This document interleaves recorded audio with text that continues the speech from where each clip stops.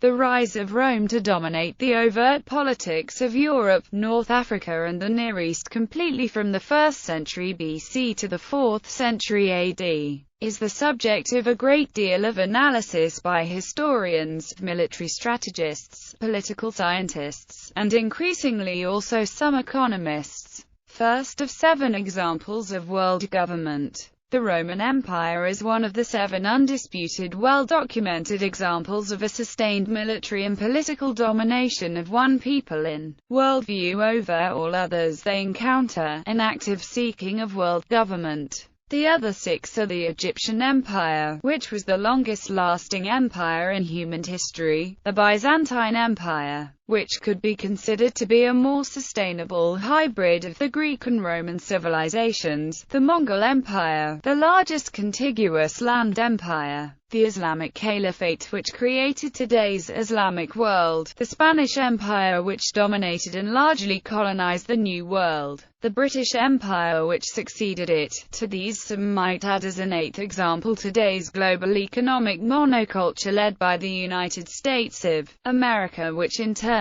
succeeded that. Others may add the Akkadian Empire as being the oldest, and thereby the most influential empire on the cultures of the world in general. While China, India and Russia were largely independent of the earlier empires, none have now managed to escape alliances with the newer ones. Thus the study of the rise of such empires is of nearly universal interest, not just for historical reasons. Rome was named after its first king Romulus. Historical perspectives. Early Muslim view, leaving aside the original Roman rationale for the rise of Rome, and the later Christian rationale that dominated until its fall. The first to examine the meaning of the rise of Rome were the Muslims who, in general, viewed it as a failure to adhere to natural law, which in their view was what Islam provided.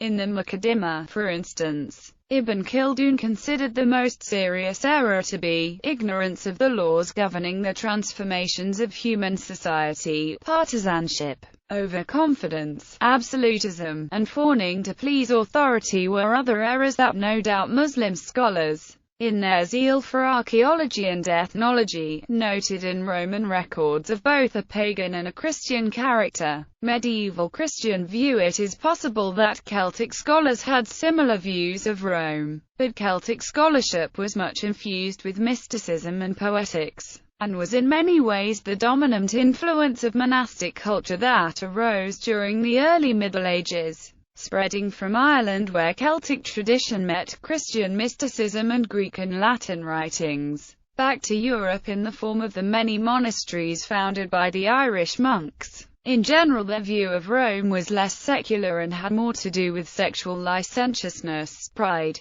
and what came to be known as the 7 deadly sins. Renaissance view. While his other, more forward-looking work, The Prince, is better known, it is difficult to understand the advice it gives without noting the contrasting advice he gives to magistrates via his careful quotations of the Roman patriarchs and chroniclers. During the Renaissance, which provided the context for Machiavelli's writing, there was a general belief that European society, being contained at the margins by Islam and the rejection of Roman Catholicism by Greek Orthodox and Russian Orthodox faiths, and not yet having conquered and colonized the Americas, was inferior and only capable of recovering some of its former glory by reconsidering its past life. Machiavelli focused on the consistency and clear oratory of the magistrates, and argued that with no clear and consistent rationale for rule, it was inordinately difficult to maintain it. He was the first to note explicitly the necessity for a well-educated bourgeois or middle class that would carry forward the instructional capital of the civilization, independent of the rulers and aristocracy, and hold it to account by criticism and shame, to prevent the worst abuses of power, which in turn would cause rulers to lose support, this in turn causing civil strife and revolutions. Current views. Professional class consent. Such views would be echoed in the late 20th century by Edward S. Hermann, who emphasized the impossibility of ruling without support of the media and professions, who were generally responsible for maintaining ethical codes and drawing attention to transgressions of the codes. Edward Gibbon noted that the Roman dictatorship was all the more difficult to bear due to the prior understanding and experience of political freedom, even under such late figures as Commodus. For instance, a typical Roman magistrate or professional would be fully educated in all of the civics, ethics and morality that he saw violated all day every day around him, knowing himself to be in grave risk of his life if he raised this as an issue in public. Sea power. Modern views of the rise of Rome have tended to be economic, often focused on Roman control of the sea lanes, which was achieved at great cost after many sea-borne encounters with Carthage, the pirates of Macedon, and so on, all of which led ultimately to control of the Mediterranean and its important ports and bottlenecks. In this view, it was the capacity to land troops in large numbers more or less anywhere there was a sea coast, and to keep them in supply from areas enemy actions could not touch, that defined Roman military and economic advantage. According to Barbara Tuchman in The Proud Tower, Europe 1880 to 1914, this view was so influential on the British Empire and American naval strategists of the turn of the 20th century, that it effectively motivated the rise of the United States Navy and Germany's and Russia's and Japan's attempts to become main naval powers, and, also, Italy's attempts to renew traditional Roman control of Mediterranean and North Africa. Today, ocean-going shipping is so critical to the movement of all goods traded on commodity markets, not least oil, that oil imperialism would not be feasible even as a theory without such control of sea lanes. Oil pipelines, which run through the Islamic world and Russia, are themselves so subject to interruption, sabotage and political manipulations, that they historically have little strategic importance. If the taps are shut off in one place, tankers can simply go somewhere else. Welfare view. There is, however, no comparable commodity which can be said to have been totally controlled by the Romans. Salt, wheat, and even water were, however, controlled by the central government in Rome, along with many other functions of a military dictatorship, such as the making of denarius, which took place in massive state factories. Marx in Economics suggests that control of such means of production is always and necessarily part of the rise to hegemony of a state on any scale, and notes that the British Admiralty did, and U.S. Department of Defense, U.S. State Department, does, especially via allies and allied agencies, provide vast and guaranteed markets for military and humanitarian production. In this view, Rome was successful because it took a relatively socialized strategy during its rise, and so to some degree did the British and Americans at their height. For instance, World War II, where rationing and war production literally reorganized the economy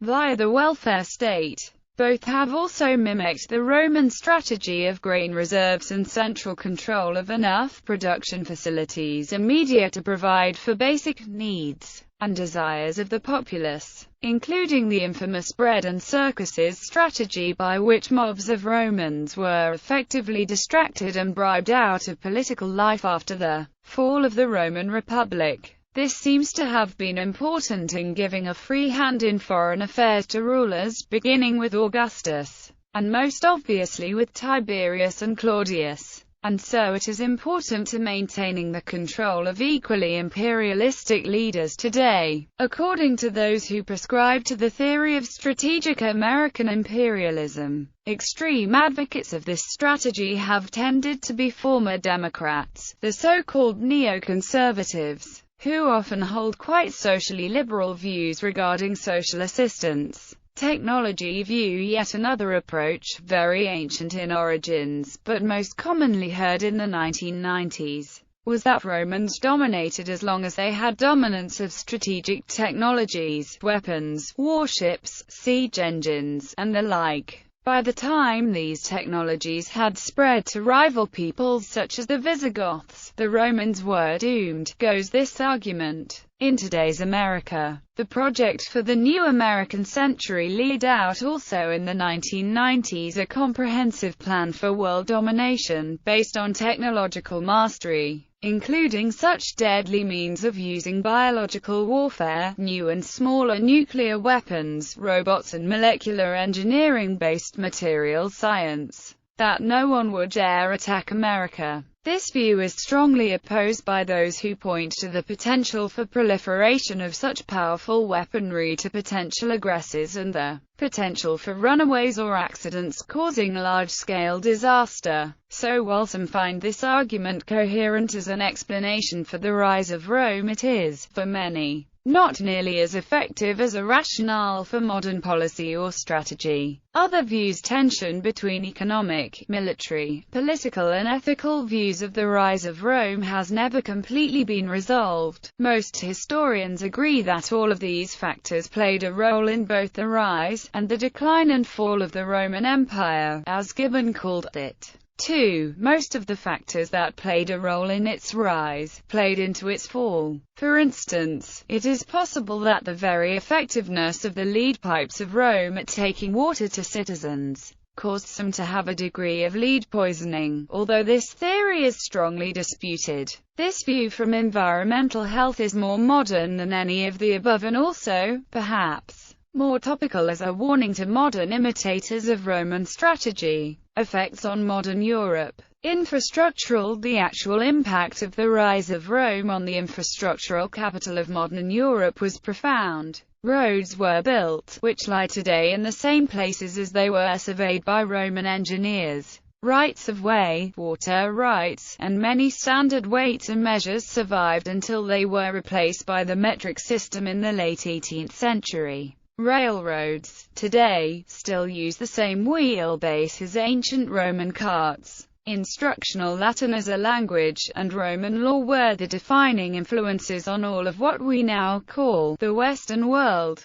Via the Vulgate Bible in Latin, a millennium of Roman Catholic thought had a literal monopoly on what Europeans thought of as the truth, and a very powerful hierarchy of priests, bishops, archbishops, cardinals, and succession of popes to tell them when they were deviating from it. Thus the entire institution of Roman Catholicism and canon law carried forth the hegemony of Rome as a system of thought, albeit with Christian overtones, to modern times. Many evangelical Protestants, for instance, continue to portray God as a Roman-style judge, Jesus as an advocate or public defender, and the dead as charged as if in a court with their sins. If they do not employ Jesus as their interlocutor, the story goes, they are cast into a lake of fire, which is a torturer's prison that lasts forever. While this is possibly a fair reading of the Book of Revelation, that book also was written by someone persecuted by Rome. Social in many ways, social relations set between peoples by the rise of Rome have continued as dominating influences on their cultural relations to this day. For instance, the historical tension between Russia and Europe is sometimes thought to be in part because the former was never subordinated to Rome, and adapted Christian thought directly from non-Roman channels. This may also be said to be true of Ireland and of Scotland, although not of England, which is a whole field of historical study of its own. One issue in which is whether a Roman-defined society required the experience of knitting together Roman-defined and non-Roman-defined societies before creating the British Empire. In this view, Spain may have waxed for having been part of the rise of Islam, and failed due to inability to apply lessons from it to the New World. A final and interesting observation regarding the rise of Rome was the idea that Europe could and should have a single currency. A cause that monetarism likes to ascribe to the fall of Rome is the degradation of its formerly reliable currency, minted of silver, but frequently degraded by emperors to pay their bills during especially the 2nd century, when silver content fell drastically. Perhaps in emulation of this strategy of a common and reliable currency, the EU adopted its common euro standard in 2002. Natural, the desertification of North Africa is largely ascribed to over-farming of wheat by the Romans. Worked by slaves, they fed the legions, guards, patrols, builders, judges, and such. That formed the sometimes unwanted service economy that was overlaid on a population almost entirely composed of farmers. This view is frequently cited in energy economics and green economics, which note that the complexity of society requires more energy subsidy, in both food and fuel form, that leads directly to such effects as deforestation.